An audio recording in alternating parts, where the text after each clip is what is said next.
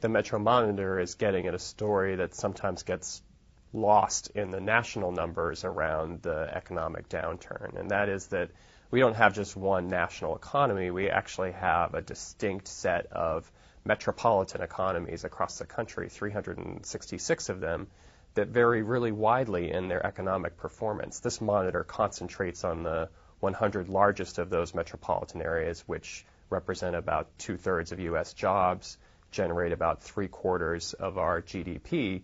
And if you look back over the last 15 months, which is the subject of this monitor, you see great variance in changes in employment, changes in wages, changes in home prices.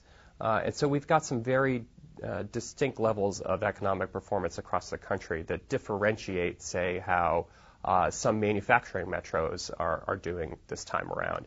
Very distinct set of metropolitan areas in the Northeast doing pretty well because they specialize in things like aerospace and photonics and plastics that have performed pretty well over the course of this recession.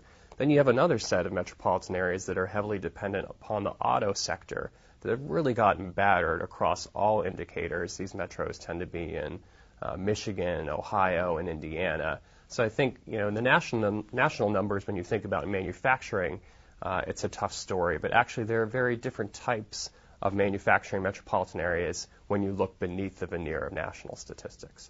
I think what this Metro Monitor is trying to communicate to federal policymakers is that the strategies that have been employed thus far to get the national economy back on its feet, broad fiscal, broad monetary policy, certainly necessary, we think, but probably not sufficient for grounding a nationwide, broad-based recovery. That, what's been done so far is probably all that's needed in some of the metropolitan areas that they're showing signs of recovery already, and that never got quite as affected by the recession in the first place.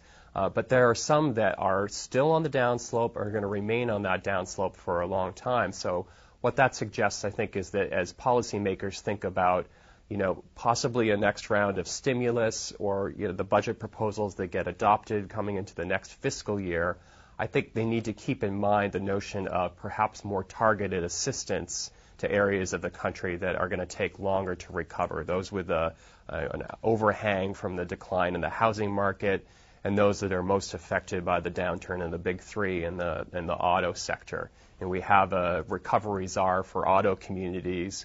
We have the promise of a new green economy. I think in particular in those metropolitan areas in Michigan, Ohio, Indiana, and parts of the South, how those strategies and resources are deployed in targeted ways is going to be real meaningful for when those metropolitan areas are able to make a full recovery. It remains to be seen what a major federal health care reform bill would do to the many parts of the United States that specialize in healthcare and healthcare services.